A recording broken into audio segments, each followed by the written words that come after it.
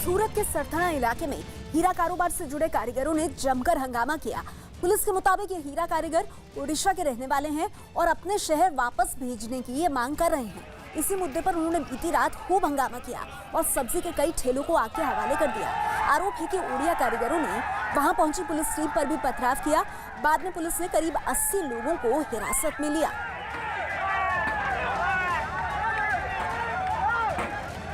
शाम को 7:15 के आसपास यहाँ जो लोग रहते हैं, वर्कर लोग रहते हैं, उन्होंने ये रोड पे पत्थर और जो रिक्शा होती है या लारी होता है वो रख के रोड को ब्लॉक किया था और प्राइमरी पुलिस आ गई थी पहले ही और थोड़ा पत्थर मारा, उन्होंने स्टोन पेल्टिंग किया, फिर पुलिस आ गई और सब कंट्रोल कर लिया है। अभी 60 से 70 के आसपास आदमियों को डिटेन किया हुआ है और बाकी कॉम्बिंग की कार्यवाही चालू है और आगे जो भी गुनाह होगा ताकि प्राइमरी ऐसा जो हमको पता चला है उसके मुताबिक उनको घर वापस जाना है, वही उनकी प्राइमरी डिमांड है। बीती रात उड़ीसा के मजदूरों के हंगामे के बाद सुरक्षा बढ़ा दी गई है। इस मुद्दे पर गुजरात के डीजीपी शिवानंद झा ने राज्य के गृह सचिव को एक चिट्ठी भी लिखी है। इस चिट्ठी में डीजीपी ने लिखा है कि अगर लॉकडाउन आगे बढ़ा तो पुलिस और दूसरे राज्यों के मजदूरों में संघर्ष बढ़ सकता है और वो हंगामे पर उतर सकते हैं। हमारे साथ इसी खबर पर हमारे संवाददाता जनक दवे जुड़ गए हैं, सीधे उनका रुख करेंगे। जनक, ये बताइए कि कुल हीरे के कारोबार से जुड़े कितने ये लोग थे जिन्होंने ये हंगामा किया और पूरा मामला दरअसल है क्या, विस्तार से बताइए। देखिए, ये सूरत के सरथाना इलाके में जो कल हमने तस्वीरें देखी वो उस इलाके में जो मजदूर हैं खासतौर हीरा का कारोबार से जुड़े, वो जब से लॉकडाउन हुआ तब से पूरा बंद है कारोबार। ऐसे में उनको शेल्टर होम में रखा गया, तो उनकी वही मांग है कि वो अपने गांव जाना चाहते हैं। लेकिन अभी की हालत पूरे देश में उस तरीके की है कि सीमाएं जब सील की गई हैं राज्यों की, ऐसे में मूवमेंट मुश्किल है। रोड ट्रांसपोर्टेशन, सड़क ट्रांसपोर्ट, सारी चीजें बंद है। ऐसे में उनको कैसे पहुंचाया जा सकता है, ये सबसे बड़ा सवाल।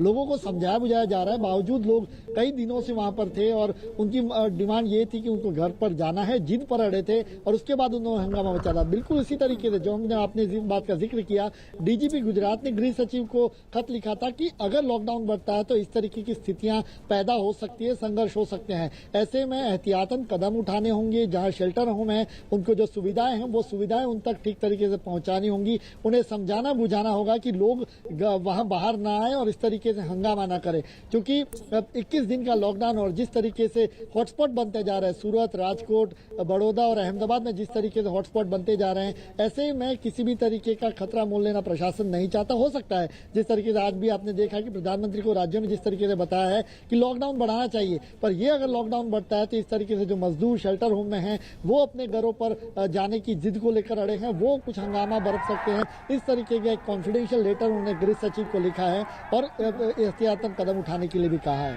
बिल्कुल जनक, एक बात बताइए, जैसा आप भी बता रहे हैं और जैसा देश में एक संभावना भी बनी हुई है हालात को देखते हुए कि लॉकडाउन की मियाद हो सकता है कि बढ़ा दी जाए, ऐसे में जो तस्वीरें सूरत से सामने आई हैं और उस परिप्रेक्ष्य में अगर गुजरात के डीजीपी के चिट्ठी को हम देखें तो ये चिट्ठी अपने आप में कितनी अहम हो जाती है?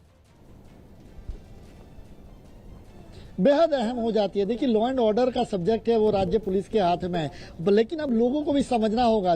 लोग एक ही बात पर, आज भी कुछ प्रोटेस्ट हुए, वहां पर लोग कह रहे हैं कि हमें अपने गांव जाना है, हम और किसी भी तरीके से आप हमें पहुंचाइए। अभी के हालात जसप्रीत, ये देखिए कुछ एक राज्य का समस्या नहीं है, पूरे देश की समस्या है, दुनिया की समस्या, वैश्विक स्तर पर इस महामारी से पूरी दुनिया जूझ रही है। ऐसे में आप कुछ दिन क्या देश को मदद नहीं कर सकते, प्रशासन को मदद नहीं सकते? जो भी तकलीफें हो सकती है, आपकी घर जैसी चीजें नहीं मिलती, वहां पर नहीं मिल सकती, लेकिन प्रशासन उन तक पहुंचाने की सारी कोशिशें कर रहा है। आपकी शिकायतें जरूर हो सकती है, लेकिन वो प्रॉपर प्लेटफॉर्म पर रखने की बात है। हंगामा इस तरीके से करना या प्रशासन जो जहां पर लगा हुआ है उनकी ज्यादा ताकत और कहीं पे लगनी चाहिए महामारी के खिलाफ, उसकी जगह पर इस तरीके से सामने समस्याएं खड़ी हो जाए तो ऐसे में दिक्कत होगी। ऐसे में 21 दिन का लॉकडाउन आगे भी अगर बढ़ता है तो लोगों को उसमें मदद सहयोग के लिए आगे आना चाहिए। ऐसे में डीजीपी ने खासतौर पे लिखा है कि देखिए इन चीजों का जिक्र किया है, एक चीजें लिखी है कि वहां पर जो लोग रह रहे हैं वहां पर उनकी खाने पीने की व्यवस्था ठीक से हो जाए,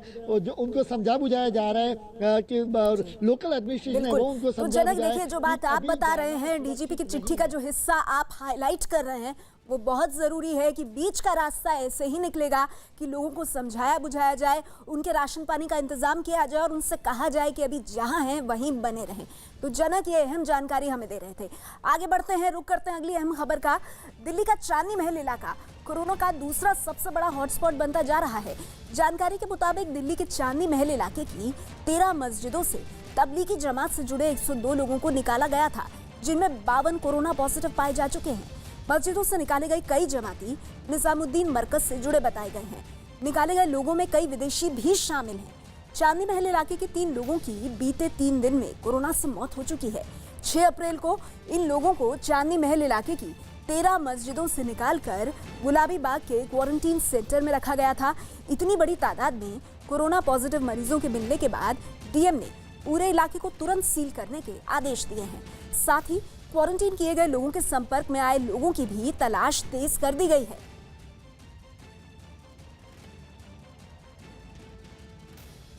यूपी के फतेहगढ़ जेल में कोरोना वायरस के खतरे को देखते हुए खास इंतजाम किए गए हैं। यहां जेल के गेट पर आने जाने वालों को सैनिटाइज करने के लिए एक केबिन बनाया गया है। इस केबिन से गुजरने वालों को 10 से 15 सेकंड के लिए यहां रुकना होता है। जेल प्रशासन के मुताबिक इस वक्त जेल में 800 से ज्यादा कैदी हैं, जिन्हें कोरोना वायरस से बचाना प्रशासन की जिम्मेदारी है। एक अभियान चलाकर जेलों में मास्क बनवाया और करीब 4 लाख से अधिक मास्क बने जो बाहर वितरित किए गए। उन्हीं की एक योजना थी कि जेलों में एक सैनिटाइजेशन केबिन बनाया जाए, जिसमें कि जब आगंतुक बाहर से आए तो उन्हें सैनिटाइज किया जा सके, जिससे कोरोना वायरस के आने की संभावना को ख़त्म किया जा सके। मध्य प्रदेश के गुना में तबलीगी जमात के लोगों के संपर्क में आए 26 लोगों को क्वारंटीन किया गया है। इन सभी 26 लोगों को मकसूदनगढ़ और डोंगरगढ़ के क्वारंटीन सेंटर में रखा गया है।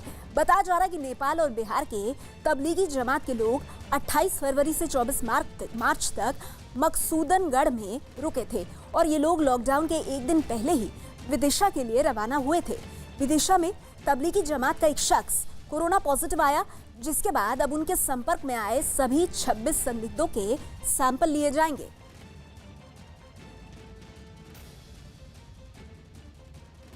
देश भर में लागू लॉकडाउन के बीच कर्नाटक के गदग में पुलिस ने आवारा कुत्तों को खाना खिलाया। लॉकडाउन में इन कुत्तों को खाना खिलाने वालों की संख्या घट गई, जिसके बाद कुछ पुलिस वाले इन आवारा कुत्तों को खाना खिलाते नजर आए। कई पैकेट में खाना लेकर ये पुलिस वाले कुत्तों के बीच पहुंचे और उन्हें खाना खिलाया। लॉकडाउन की वजह से लोग घरों से बाहर नहीं निकल रहे हैं और ऐसे में ये आवारा कुत्ते भूखे रह जाते हैं, जिनका पेट भरने के लिए कुछ पुलिस वाले आगे आए हैं।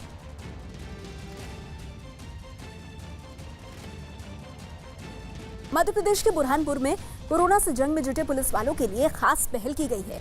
लॉकडाउन का सख्ती से पालन कराने में जुटे पुलिस के कर्मचारियों को ड्यूटी के दौरान खाने पीने की समस्या का सामना करना पड़ रहा था। ऐसे में ड्यूटी में तैनात पुलिस कर्मियों के लिए मोबाइल पुलिस कैफेटेरिया की शुरुआत की गई है। एक गाड़ी में चाय, कॉफी और हल्के नाश्ते का सामान रखकर इसे बनाया गया है, जो घूम घूम कर ड्यूटी पर तैनात पुलिस कर्मियों को सुविधा पहुंचा रही है। हालांकि पुलिस ने इसे जरूरतमंद लोगों तक जरूरी सामान पहुंचाने के लिए इस्तेमाल में लाने की बात भी कही है। इस महामारी बीमारी में पुलिस का मनोबल उत्साह बढ़ाने के लिए ये एक व्यवस्था की, जिसमें ये प्रत्येक पॉइंट पर जाकर पुलिस को गर्म पानी, चाय, कॉफ़ी और काढ़ा, इस टाइप की ये तीनों चीज़ें बांटेगा। साथ ही साथ इसका उपयोग इसके लिए भी है कि यदि कहीं कोई पॉइंट पर किसी पुलिस कर्मचारी कोई गरीब के लिए कुछ पैकेट्स मांगता है खाने के, तो इसी गाड़ी के माध्यम से वो पैकेट भी अवेलेबल कराए जाएंगे सब। कोरोना के खतरे से लोगों को बचाने के लिए ओडिशा के गंजाम जिले में सर्वे का काम शुरू किया गया है। इसके लिए प्रशासन ने टीचरों, आशा कार्यकर्ताओं और आंगनबाड़ी कार्यकर्ताओं की कई टीमों को जिम्मेदारी सौंपी है, जो गंजाम जिले में रहने वाले लोगों के घर जाकर सर्वे करने के काम में जुटी दिखी, ताकि कोरोना वायरस के मरीजों का पता लगाया जा सके। ऐसी ही एक टीम में शामिल कुछ महिलाएं वहां के एक गांव पहुंची और लोगों से सर्दी, बुखार और खांसी जैसी बीमारियों की जानकारियां इकट्ठा करती नजर आईं। इसके अलावा सर्वे कर रहे लोगों के जरिए बाहर से गाँव आने वालों के बारे में भी पूछा गया। जेमिति आमे गंजाम को कोनोसी माने भाइरस पसी न पारे, एटा होची हमर मेन उद्देश्य। घर घर जाकर सर्वे कर रही टीम के सदस्यों ने लोगों को कोरोना के खतरे से बचने के लिए जागरूक किया और मास्क पहनने की भी हिदायत दी। लॉकडाउन को सख्ती से लागू करने के लिए वडोदरा पुलिस ने एक नायाब तरीका अपनाया है। वडोदरा पुलिस ने हाइड्रोजन बलून में कैमरा फिट करके सर्विलांस शुरू किया है। इस हॉट बलून को पुलिस ने खास तौर पर उन इलाकों के आसमान पर तैनात किया है जिन्हें कोरोना वायरस के मद्देनजर हॉटस्पॉट माना जा रहा है, ताकि लॉकडाउन को तोड़ने वालों पर खास तौर पर नजर रखी जा सके।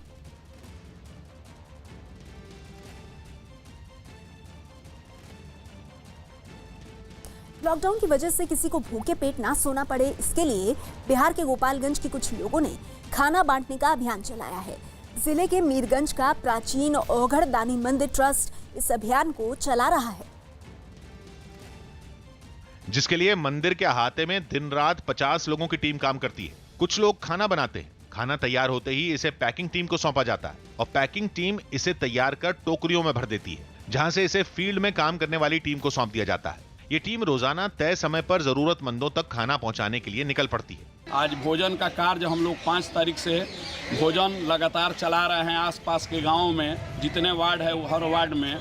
ट्रस्ट से जुड़े लोगों का दावा है कि प्रधानमंत्री की अपील के बाद उन लोगों ने गरीबों की मदद की पहल की और हर जरूरतमंद को इस सेवा का फायदा पहुंचाने के लिए हेल्पलाइन नंबर भी जारी किए। ठेला वाले, टमटम वाले, डेली जो काम करने वाले हैं, इन लोगों को ये नंबर फ्लैश किया गया है।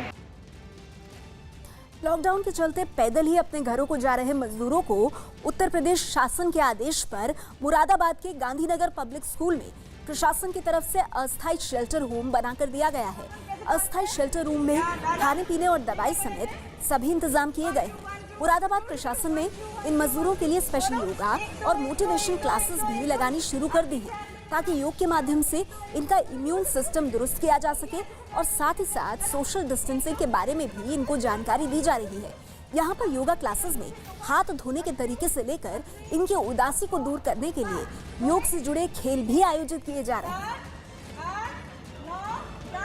आज पूरा विश्व कोरोना से एक युद्ध लड़ रहा है और ये कहा जाता है कि जहाँ पर योग और जो ध्यान है वो ही इम्यून सिस्टम को स्ट्रॉन्ग कर सकता है।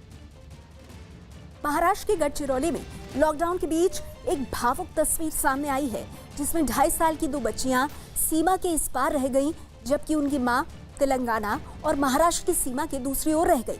सीमा पर पुलिस ने मां को रोक दिया। दरअसल दोनों बच्चियां 2 हफ्ते पहले महाराष्ट्र की सीमा के अंदर कुछ दूरी पर अपनी नानी के घर आई थी और इसके बाद लॉकडाउन लागू होने से अब इनका अपनी मां के पास जाना मुश्किल हो गया है।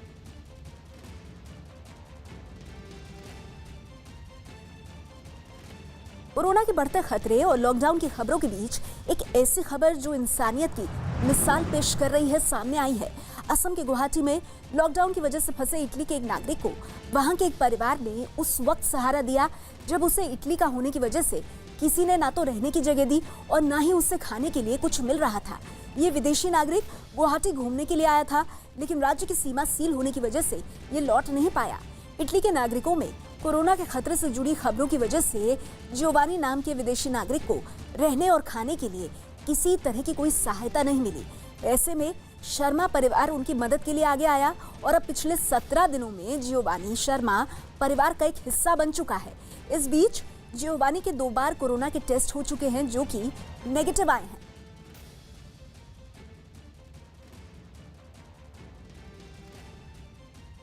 उत्तर प्रदेश के कौशाम्बी में किसानों को कुछ शर्तों के साथ खेत में खड़ी तैयार फसल काटने की इजाजत दी गई है।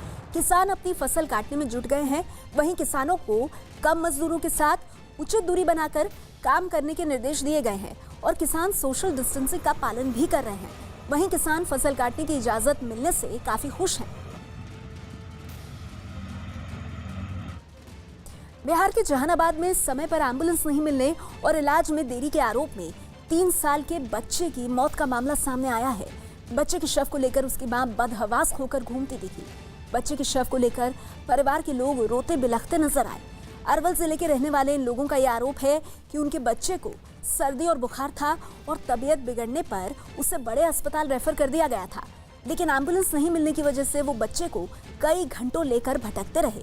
जब किसी तरह वो किसी अस्पताल उसे लेकर गए, तब वहां से भी बच्चे को पटना के मेडिकल कॉलेज रेफर कर दिया गया। हैरत की बात यह रही कि यहाँ भी उन्हें एम्बुलेंस नहीं मिली, जिसकी वजह से बच्चे की रास्ते में ही मौत हो गई। बच्चे की मौत के बाद भी शव ले जाने के लिए एम्बुलेंस नहीं मिलने का आरोप लगाया गया। कोई भी व्यक्ति, ये तो अभी कोरोना का संकट चल रहा है, आम दिनों में भी कोई व्यक्ति, कोई पेशेंट यदि कहीं आता है और उसको कहीं रेफर करना है तो हम लोग उसको तुरंत एम्बुलेंस से भिजवाते हैं। ऐसा कैसे हुआ है, क्या हुआ है, और उस समय जो ऑन ड्यूटी डॉक्टर थे या जो हमारे मैनेजर वहाँ थे, उस पर हम लोग सख्त कार्रवाई करेंगे। राजकोट में लॉकडाउन के बीच कुछ ऐसी तस्वीरें सामने आई हैं जो पुलिस और उनकी मुश्किलों के बारे में सब कुछ बयां कर देती हैं। राजकोट में एक महिला पुलिस सब इंस्पेक्टर और एक महिला कांस्टेबल अपने नन्हे बच्चों को लेकर ड्यूटी करती दिखाई दे रही हैं। तस्वीरें आप देख रहे हैं। कोरोना के बढ़ते मामलों के बीच दोनों कर्मचारी कैसे अपने छोटे छोटे बच्चों को थाने लेकर आ रही हैं।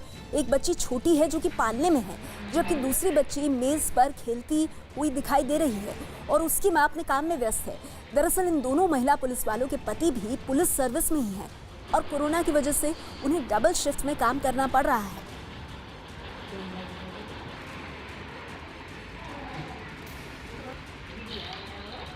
ये तस्वीरें जो हैं ये एक मिसाल कायम करती हैं किन विपरीत परिस्थितियों में, किन मुश्किल परिस्थितियों में हमारे पुलिसकर्मी काम कर रहे हैं।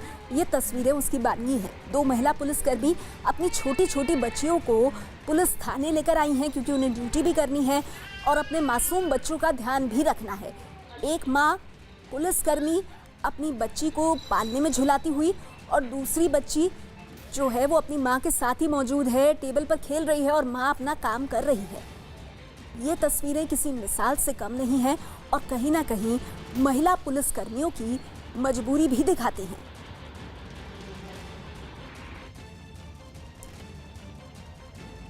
देश में लॉकडाउन के बाद ब्लड बैंक अब खून की कमी से जूझ रहे हैं। थैलेसीमिया और डायलिसिस सहित दूसरे मरीजों को खून की जरूरत के मद्देनजर यूथ कांग्रेस ने पीतमपुरा ब्लड बैंक की मांग पर रक्तदान शिविर आयोजित किया। इस रक्तदान शिविर की खास बात ये थी कि यहाँ लॉकडाउन और सोशल डिस्टेंसिंग के कायदों का सख्ती से पालन किया गया।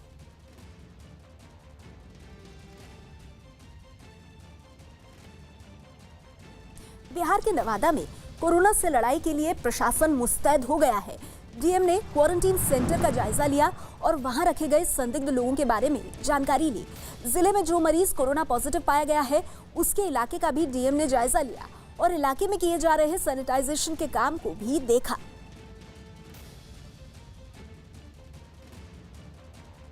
छत्तीसगढ़ में कोरोना के मरीजों की संख्या 18 हो चुकी है।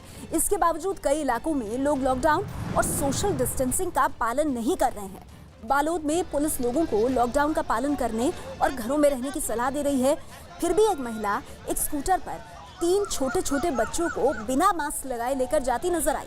ग्रामीण इलाकों में तस्वीरें आप देख रहे हैं। सब्जी के बाजार में लोगों की भीड़ दिख रही है और सोशल डिस्टेंसिंग का पालन नहीं हो रहा है। यहाँ तक कि कई लोग तो बिना मास्क लगाए भी नजर आए हैं।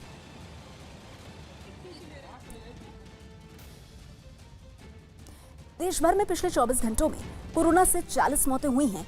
इसके साथ ही देश में कोरोना वायरस से मरने वालों की संख्या बढ़कर 239 हो गई है।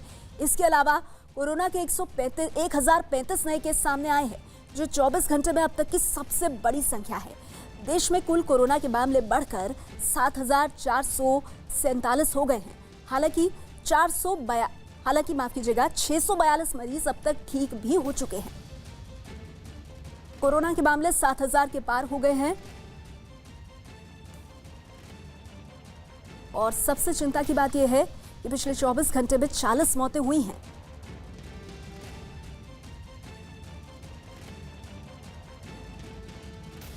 केरल के तिरुवनंतपुरम में लॉकडाउन की वजह से सी वॉल यानी समुद्र के पानी को रोकने के लिए बनाई जाने वाली दीवार का काम रुका हुआ है। इस काम के रुकने से वहां मछुआरों को काफी मुश्किल का सामना करना पड़ रहा है। दीवार न होने की वजह से समुद्र का पानी वहां कई मछुआरों के घरों को नुकसान पहुंचा चुका है। बताया गया कि समुद्र से आई ऊंची लहरों में कुछ मछुआरों का सामान भी बह गया। 14 अप्रैल तक लॉकडाउन जारी रहेगा और तब तक समुद्र के किनारे दीवार बनाने का काम भी अटका ही रहेगा। छत्तीसगढ़ के बालोद में समाज में फैली बुराइयों से लड़ने के लिए बनाए गए महिला कमांडो के दस्ते ने अब कोरोना से लड़ाई में अपनी भागीदारी शुरू कर दी है। ये महिला कमांडो घर घर जाकर कोरोना से बचने के बारे में जागरूकता फैला रही हैं। गांव में जरूरतमंद लोगों के लिए अनाज बैंक भी बनाया गया है, जबकि महिला कमांडो लोगों को मास्क भी बांट रही हैं।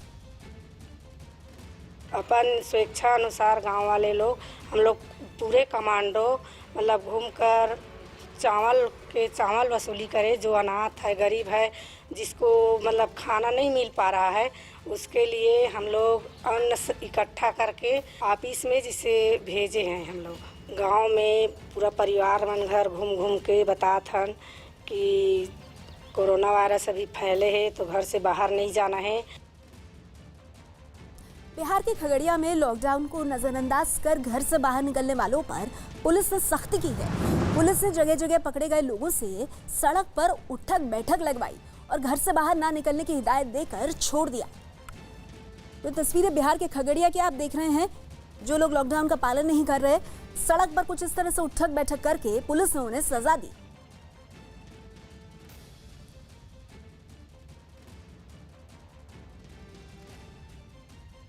यूपी के लखीमपुर खीरी में एक सेल्फ हेल्प ग्रुप यानी स्व सहायता समूह ने पीपीई किट तैयार की है, जिसे राज्य की सरकार ने मंजूरी दे दी है। दावा है कि इस किट की लागत करीब 550 रुपए आ रही है। सरकार ने मंजूरी मिलने के बाद अब कुल 28 स्वयं सहायता समूह मिलकर ये किट बना रहे हैं। ये किट पुलिस और कोरोना मरीजों के इलाज में जुटे कर्मचारियों को बांटी जाएगी। वहीं ये किट दूसरे जिलों में भी भेजी जाएगी। इस किट को बनाने में जुटे लोग काम के दौरान सोशल डिस्टेंसिंग का ध्यान रखते हुए अपना काम पूरा कर रहे हैं।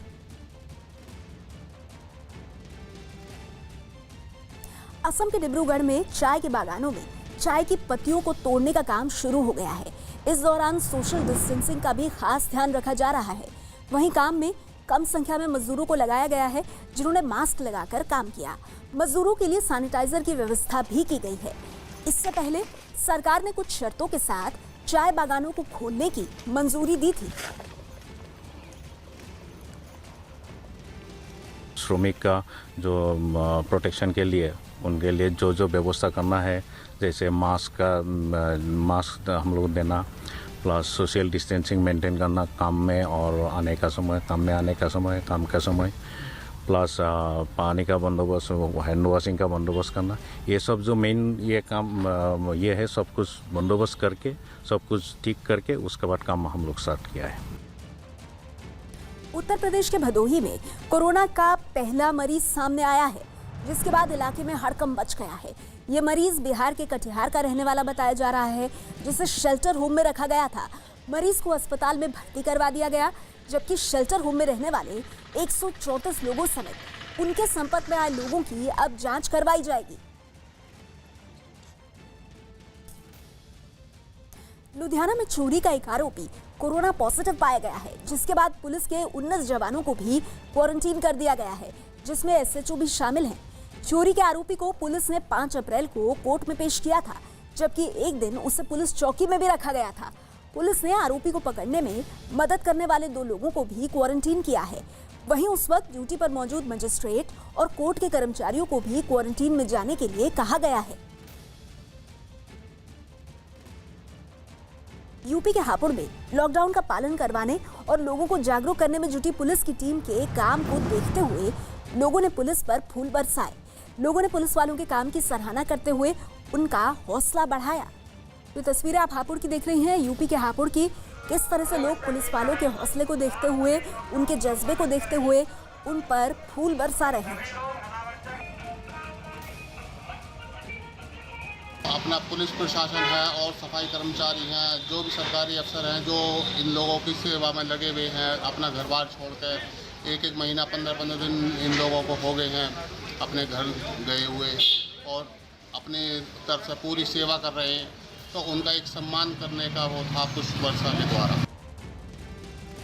उत्तर प्रदेश के प्रयागराज में मास्क पहनने के नियम को लागू करने के लिए पुलिस ने मास्क नहीं पहनने वालों पर जुर्माना लगाने का ऐलान कर दिया है। वहीं जिले के ग्रामीण इलाकों में भी ग्राम पंचायतों ने मास्क नहीं लगाने और सार्वजनिक जगहों पर थूकने पर 200 रुपए का जुर्माना वसूलना शुरू कर दिया है। अब तक 42 गांव में 142 लोगों से मास्क नहीं लगाने पर और 360 लोगों से थूकने पर जुर्माना वसूला गया है। मैं आपसे भी अपील करूंगा और सारे लोग जो देख रहे हैं कि जब भी वो पब्लिक प्लेस पे निकले तो मास्क लगाएं। मास्क के लिए ज़रूरी नहीं है कि सब लोग बहुत स्टैंडर्ड मास्क अगर नहीं है, जैसे लेबर हैं, ये भी बात हुई कि किसान हैं, जो लोग खेती के कामों में हैं, कटाई में हैं, बुआई में हैं, या जो लोग पल्लेदारी का काम कर रहे हैं अनाज को उठाने में, तो वो लोग गमछे से भी अपने को 3 लेयर करके बांध लें। रुमाल है तो उसको बांध लें और उसको प्रतिदिन साबुन से धोएं और फिर उसका इस्तेमाल करें। पटना में लॉकडाउन तोड़ने पर पुलिस लगातार सख्ती बनाए हुए है। पुलिस कड़ी जांच कर रही है और बाहर निकलने वालों को सजा भी दी जा रही है। कई जगहों पर पुलिस ने बाहर निकलने और बाइक पर 2 लोगों के सवार होने पर लोगों से कान पकड़कर उठक बैठक लगवाई। इतना ही नहीं, नियम तोड़ने पर पुलिस ने लोगों को दौड़ लगाने की सजा भी दी।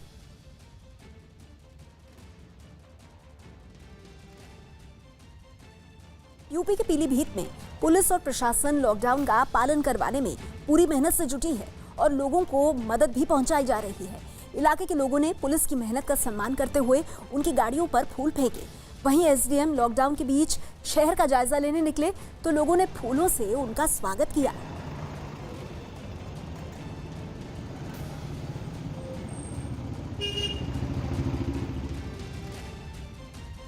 कोरोना से निपटने के लिए पूरे देश में जारी लॉकडाउन के बीच कर्नाटक के तुमकुर से हैरान करने वाली तस्वीरें सामने आई हैं। तुमकुर से बीजेपी के विधायक एम जयराम ने शुक्रवार को पूरे तामझाम के साथ अपना जन्मदिन मनाया है। इस दौरान लॉकडाउन को धत्ता बताते हुए, लॉकडाउन की कोई परवाह न करते हुए और ना ही सोशल डिस्टेंसिंग का ख्याल रखा इन विधायक ने। बीजेपी के विधायक एम जयराम ने अपने समर्थकों और परिवार के साथ केक काटकर जन्मदिन का जश्न मनाया। बीजेपी विधायक ने इस दौरान हाथों में दस्ताने पहन रखे थे, लेकिन उनके आसपास खड़े कुछ लोगों और बच्चों ने ना तो दस्ताने पहने थे और ना ही मास्क लगा रखा था। इस दौरान सोशल डिस्टेंसिंग के नियम की धज्जियां उड़ाई गई। इसके बाद विधायक के जन्मदिन के मौके पर इलाके के लोगों को बिरयानी की दावत भी दी गई, जिसके लिए लॉकडाउन के बाद भी लोगों की भारी भीड़ जुटी। लॉकडाउन के बीच कर्नाटक के बीजेपी विधायक एम जयराम के जश्न मनाने का विरोध अब शुरू हो गया है। दिल्ली के डिप्टी सीएम मनीष सिसोदिया ने कोरोना के खतरे के बीच बर्थडे पार्टी करने वाले बीजेपी विधायक की सदस्यता रद्द करने की मांग की है। मनीष सिसोदिया ने ट्विटर पर लिखा है कि ऐसे विधायक की सदस्यता खत्म होनी चाहिए। जिस समय लोग अपनी रोजी रोटी छोड़कर बैठे हैं ताकि कोरोना ना फैले, ऐसे में विधायक अपनी बर्थडे पार्टी नहीं रोक सके। ये तो राष्ट्रीय आपदा कानून का खुला उल्लंघन भी है। तो इस तरह से मनीष सिसोदिया कह रहे हैं कि राष्ट्रीय आपदा कानून का खुला उल्लंघन है। आगे वो कह रहे हैं इस पर सख्त कार्रवाई होनी ही चाहिए। बिहार के बेगूसराय में 6 जगहों को हॉटस्पॉट घोषित किया गया है। यहाँ 10 लोगों को आइसोलेशन वार्ड में भेजा गया है, जबकि 40 लोगों के सैंपल टेस्ट के लिए भेजे गए हैं। पूरे बेगूसराय में अब तक 135 से ज्यादा लोगों के सैंपल टेस्ट के लिए भेजे जा चुके हैं, जबकि 5 पॉजिटिव मामलों में से एक की रिपोर्ट दूसरे टेस्ट में नेगेटिव आई है। ये पूरा हॉट स्पॉट बना हुआ है। डीएम साहब, एसपी साहब, पूरा प्रशासन कैंप किए हुए हैं। परसों भी हम लोग 2 संदेहास्पद मरीज को भेजे थे। कल भी 10 लोगों को हम लोग भेजे हैं और 40 लोग को मुर्गिया चक में हम लोग सैंपल जांच किए हैं। रात के 11 बजे सैंपल जांच करके हम लोग बेगूसराय भेजे हैं जांच के लिए। 10 लोग, 6 लोग आलमचक से हैं और 4 लोग सरायनूर नगर से हैं। भारत से हाइड्रोक्सी क्लोरोक्विन दवा की मंजूरी मिलने के बाद मालदीव के विदेश मंत्री अब्दुल्ला शाहिद ने भारत का धन्यवाद किया है। मालदीव के विदेश मंत्री अब्दुल्ला शाहिद ने हाइड्रोक्सी क्लोरोक्विन दवा भेजे जाने की इजाजत देने के लिए पीएम मोदी को धन्यवाद कहा है।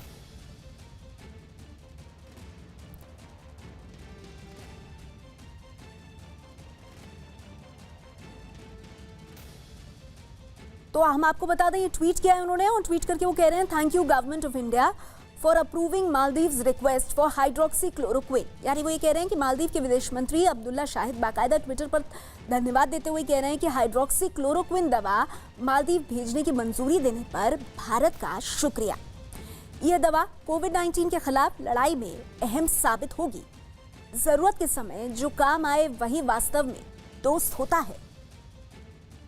नोएडा के जेपी अस्पताल में कोरोना पॉजिटिव मरीज के सामने आने के बाद डॉक्टर, नर्स और उनके परिवार को क्वारंटीन कर दिया गया है। बताया गया कि नोएडा सेक्टर 128 में एक महिला मरीज ऑपरेशन करवाने आई थी। ऑपरेशन के बाद महिला के कोरोना पॉजिटिव होने की जानकारी मिली। इसके बाद प्रशासन ने अस्पताल का फ्लोर सील कर दिया और उसके इलाज में जुटे सभी स्वास्थ्य कर्मियों और उनके परिजनों को क्वारंटीन कर दिया है। मुजफ्फरनगर प्रशासन की लापरवाही देखते हुए रेड कॉर्नर नोटिस भी भेजा गया है।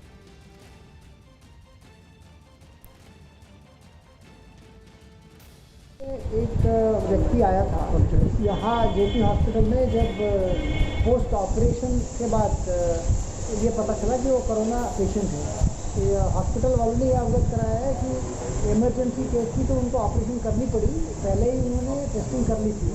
तो ऐसा उनको आइसोलेशन चेंबर में रखते हुए हॉस्पिटल के जो एरिया है उसको सील किया गया है, सैनिटाइज कराया गया है और जो डॉक्टर्स उनके कांटेक्ट में रहे हैं उनको क्वारंटाइन करके आगे प्रोटोकॉल फॉलो किया जा रहा है। चीन में कोरोना वायरस का केंद्र रहे वुहान में जिंदगी अब पटरी पर लौटने लगी है। यहाँ पर कोरोना की वजह से बंद पड़ी एक कार फैक्ट्री को दोबारा खोल दिया गया है, जिसके बाद वहां पर एक बार फिर से काम शुरू हो गया। 11 हफ्ते बाद फैक्ट्री में लौटे कर्मचारी पहले की ही तरह पूरे जोश के साथ काम करते दिखाई दिए। हालांकि फैक्ट्री की तरफ से अब भी सतर्कता बरती जा रही है। वहां काम करने वाले सभी कर्मचारी मास्क और दस्ताने पहने नजर आए। इसके साथ ही सभी लोग कोरोना से बचाव वाले सूट भी पहने दिखाई दिए। इस दौरान सोशल डिस्टेंसिंग का भी पूरा ख्याल रखा गया और सभी कर्मचारी एक दूसरे से दूर खड़े होकर काम करते दिखे। बेवजह किसी को भी एक दूसरे के पास आने की इजाजत नहीं दी गई। 我们车间内部的所有的休息室用的是密闭空间，和吸烟室休息。 3 महीने से बंद पड़े वुहान में अब लोगों को ट्रेनों, बसों और दूसरी गाड़ियों में सफर करने की भी इजाजत दे दी गई, जिसके बाद वहां के लोग अब सड़कों पर दिखाई देने लगे। हालांकि रौनक अब भी पहले की तरह नजर नहीं आ रही। पाबंदी हटने के बाद भी लोग सावधानी बरत रहे हैं। केरल के मल्लपुरम में पुलिस ड्रोन के जरिए पूरे इलाके की निगरानी में जुटी है ताकि लॉकडाउन के दौरान लोग घरों से बाहर ना निकलें।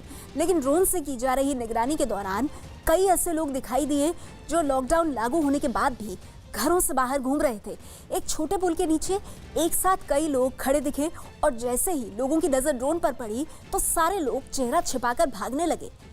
इस बीच एक आदमी ड्रोन से बचने की कोशिश में पेड़ के नीचे छिप गया, जबकि एक आदमी कपड़े से चेहरा छिपाकर भागता दिखा। इसी तरह एक दूसरे इलाके में भी बाहर घूम रहे लोग ड्रोन को देखकर भागते हुए नजर आए।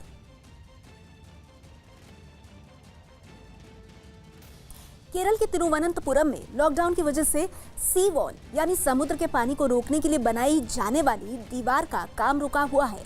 इस काम के रुकने से वहां मछुआरों को काफी मुश्किल का सामना करना पड़ रहा है। दीवार न होने की वजह से समुद्र का पानी वहां कई मछुआरों के घरों को नुकसान पहुंचा चुका है। बताया गया कि समुद्र से आई ऊंची लहरों में कुछ मछुआरों का सामान भी बह गया। 14 अप्रैल तक लॉकडाउन जारी रहेगा और तब तक समुद्र के किनारे दीवार बनाने का काम भी अटका ही रहेगा। राजस्थान पुलिस के एक और हेड कांस्टेबल को कोरोना हुआ है। ये कांस्टेबल जयपुर के रामगंज थाने की पीसीआर में तैनात थे। बताया जा रहा है कि हेड कांस्टेबल के बेटे भी कोरोना पॉजिटिव हैं। हेड कांस्टेबल के संपर्क में कुछ पुलिसकर्मी भी आए, जिन्हें अब जल्दी ही पुलिस क्वारंटीन करने की तैयारी कर रही है।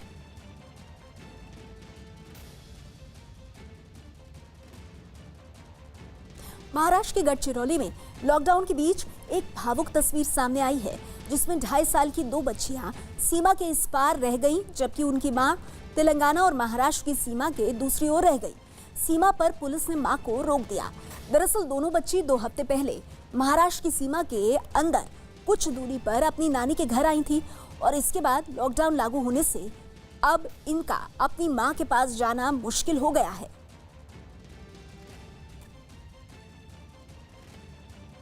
गुजरात में आज कोरोना के 54 नए मामले सामने आए हैं, जिसके साथ वहां मरीजों का आंकड़ा बढ़कर 432 हो गया है। अहमदाबाद में 31, वडोदरा में 18 और आणंद में 3 नए मामले आज सामने आए हैं।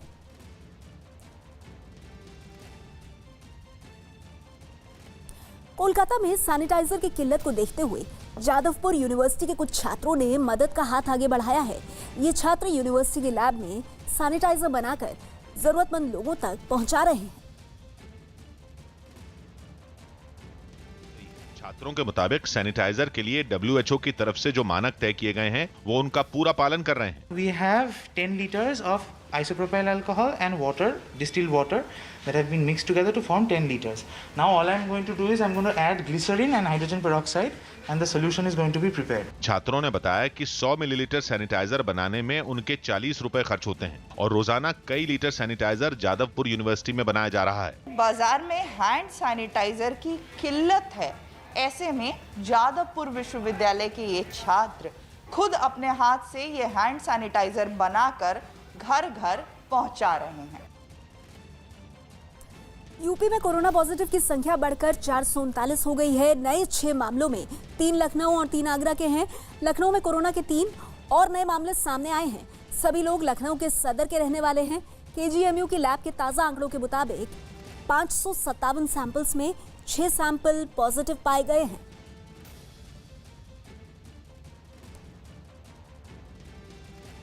यूपी के बलिया में कोरोना से बचाव के लिए लॉकडाउन का सख्ती से पालन किया जा रहा है। यहां तक कि पानी से जुड़ी सीमा को भी सील कर दिया गया है।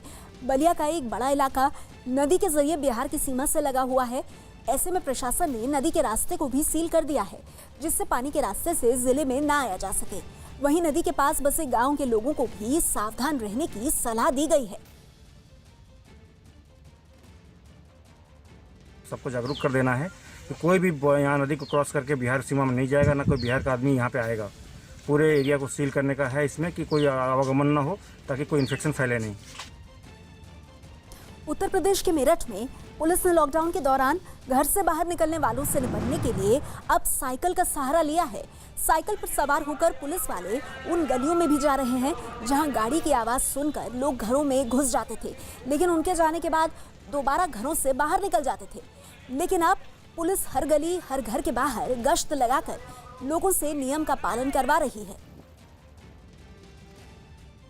साइकिल से रीज़न ये है कि जो छोटी छोटी गलियां हैं जिनमें गाड़ी नहीं पहुंच पाती, लोग घरों से बाहर निकल के बैठ जाते हैं, तो हर साइकिल को एक एक गली में करके फिर एक जगह हम लोग इकट्ठे हो जाते हैं, ताकि साइकिल से लोगों को अंदर गली गली में घुस के हर आदमी को घर के अंदर किया जा सके जो लोग नहीं मान रहे हैं। चंडीगढ़ में लॉकडाउन तोड़कर घर से निकलने वाले लोगों पर पुलिस सख्त कार्रवाई कर रही है। अब तक करीब 3000 गाड़ियां जब्त की जा चुकी हैं, जिनमें दुपहिया और कारें दोनों शामिल हैं। लेकिन इन गाड़ियों की देखरेख पुलिस के लिए बड़ी चुनौती है। चंडीगढ़ के पुलिस लाइन के मैदान में इतनी गाड़ियां जमा हैं कि किसी के लिए अपनी गाड़ी को ढूंढना भी आसान नहीं है। बेवजह घरों से निकले लोगों को सबक सिखाने के लिए पुलिस बड़े पैमाने पर कानूनी कार्रवाई कर रही है। कुछ लोग लापरवाही कर रहे हैं, इंस्ट्रक्शंस फॉलो नहीं कर रहे हैं, या मजाक के लिए, जॉय राइड के लिए घूम रहे हैं कि देखते हैं कि शहर का हाल क्या है। तो इस तरीके की जो है लापरवाह बर्ताव जो है, इसको रोकने के लिए चंडीगढ़ पुलिस बहुत स्ट्रिक्ट लीगल एक्शन इनके खिलाफ ले रही है। अपनी गाड़ी लेने के लिए पुलिस लाइन जाने वाले लोगों को पहले लाइन में लगकर जुर्माना भरना पड़ता है, फिर गाड़ी की चाबी ढूंढने की मेहनत भी खुद ही करनी पड़ती है। मतलब मिल गई आपकी चाबी? मिल गई नहीं जी, तो अभी ढूंढ रहा हूँ। कितने दिन पहले आपकी गाड़ी बंद हुई थी? कल बंद हुई थी जी। तो आपको लगता नहीं आपने गलती करी है कोई जरूरी काम से? आप निकले क्यों थे घर से? नहीं, जो गलती करी है मान रहा हूँ मैं अपनी गलती।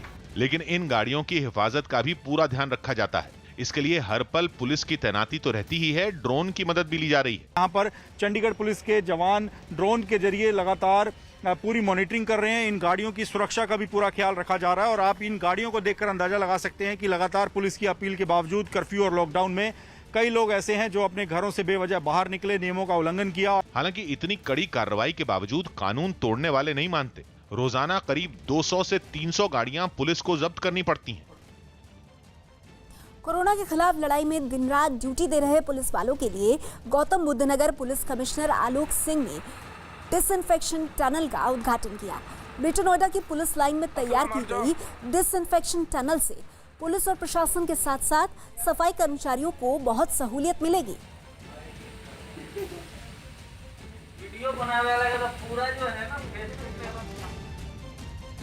बिहार के लखीसराय में लॉकडाउन तोड़ने वालों के खिलाफ पुलिस ने सख्ती बरती। कोरोना वायरस को फैलने से रोकने के लिए सरकार ने पूरे देश में लॉकडाउन लागू किया है। इसके बावजूद लोग घरों से बाहर निकलने से बाज नहीं आ रहे। लॉकडाउन तोड़ने वाले ऐसे ही कई लोगों को लखीसराय पुलिस ने गश्त के दौरान शहर की एक सब्जी मंडी में देख लिया और फिर सबक सिखाने के लिए उन पर लाठियां चलाईं।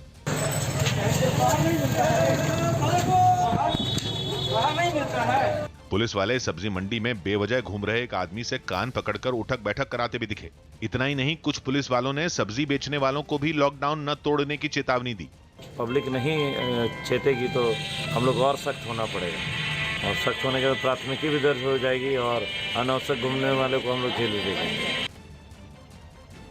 गुजरात के सूरत से कोरोना वायरस की वजह से लगे लॉकडाउन के दौरान एक चौंकाने वाला किस्सा सामने आया है। यहां आशा वर्कर्स ने उनके साथ की जा रही बदसलूकी का आरोप लगाया है। कोरोना वायरस के बढ़ते खतरे के मद्देनजर जिला प्रशासन मेडिकल सर्वे करवा रहा है और इसके लिए आशा वर्कर्स घर घर जाकर जानकारी इकट्ठा कर रही हैं। मगर आशा वर्कर्स का आरोप है कि लोग CAA और NPR का सर्विस समझकर उनके साथ बदसलूकी कर रहे हैं, लिहाजा उन्हें पुलिस की सुरक्षा मुहैया करवाई जाए।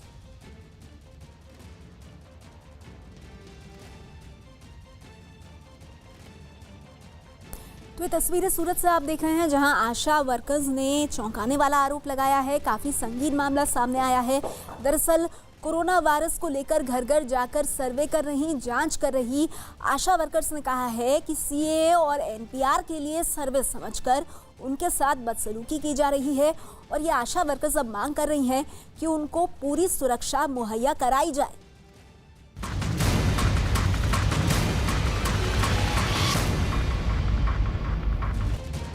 नमस्कार, न्यूज़ 18 इंडिया पर आप सबका स्वागत है। दोपहर के 3 बज रहे हैं। 3 बजे का कोरोना बुलेटिन लेकर हम हाजिर हैं और न्यूज़ 18 इंडिया पर कोशिश हमारी यही है कि हर एक खबर आप तक पहुंचाएं।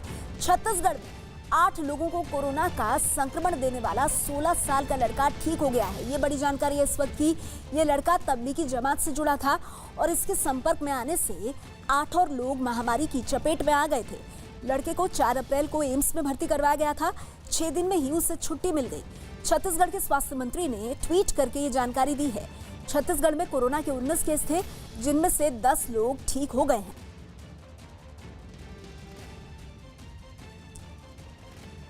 महाराष्ट्र और खासतौर पर मुंबई में कोरोना वायरस के बढ़ते मामलों के मद्देनजर मुंबई पुलिस ने लॉकडाउन को सख्ती से लागू करवाने के लिए अब पूरे शहर में फ्लैग मार्च शुरू कर दिया है। तस्वीरें आप देख रहे हैं। दरअसल मुंबई में इस तरह की तस्वीरें सामने आ रही थी कि लॉकडाउन के बावजूद लोग अपने अपने घरों से बाहर निकल रहे थे, जिससे सोशल डिस्टेंसिंग का मकसद हल नहीं हो रहा था और कोरोना के संक्रमण का फैलने का खतरा बढ़ता ही जा रहा था। लिहाजा पुलिस ने लोगों को घरों में ही बने रहने और सोशल डिस्टेंसिंग को पूरी तरह से लागू करवाने की गरज से फ्लैग मार्च किया है।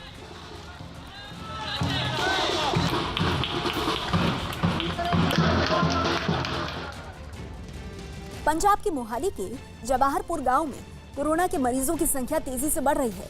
शनिवार को जवाहरपुर में 2 नए केस सामने आने के बाद अब जवाहरपुर में ही कोरोना के 34 केस हो चुके हैं। लेकिन यहाँ का सबसे चौंकाने वाला पहलू ये है कि अभी तक जवाहरपुर में मुख्य सोर्स का पता नहीं चल पाया है कि आखिर ये कोरोना इस गाँव तक आया तो आया कैसे।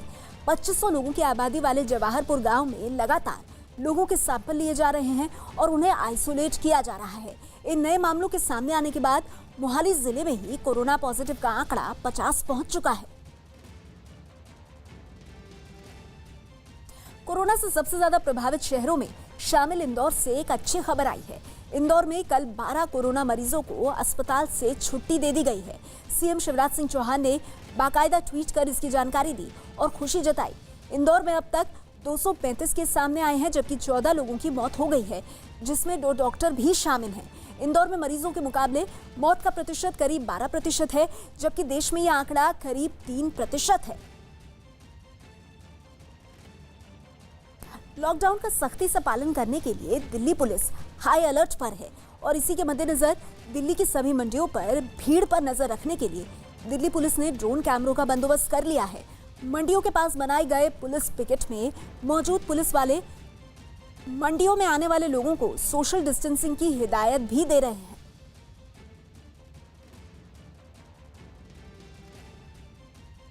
इंदौर टाटपट्टी बाखल इलाके में कोरोना संदिग्धों की जांच करने पहुंची मेडिकल टीम पर हमला करने वाले 4 आरोपियों में एक के कोरोना पॉजिटिव होने की पुष्टि हुई है।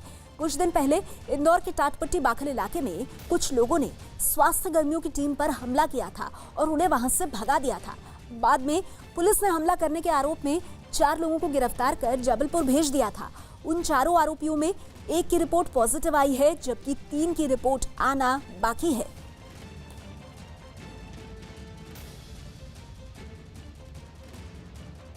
कोरोना से निपटने और लॉकडाउन बढ़ाने जैसे मुद्दे पर पीएम मोदी और सभी राज्यों के मुख्यमंत्रियों की बैठक इस वक्त चल रही है। सूत्रों के मुताबिक पीएम ने सभी मुख्यमंत्रियों को भरोसा दिया है कि वो जो भी सुझाव देंगे उसे लागू किया जाएगा। पीएम ने कहा कि अगर किसी को उनसे बात करनी है तो वो 24 घंटे फोन पर उपलब्ध हैं और मुख्यमंत्री उनको फोन करके अपनी राय दे सकते हैं। पीएम ने कहा कि कोरोना के खिलाफ जारी इस लड़ाई में वो सभी मुख्यमंत्रियों के साथ सातों दिन और 24 घंटे खड़े हैं।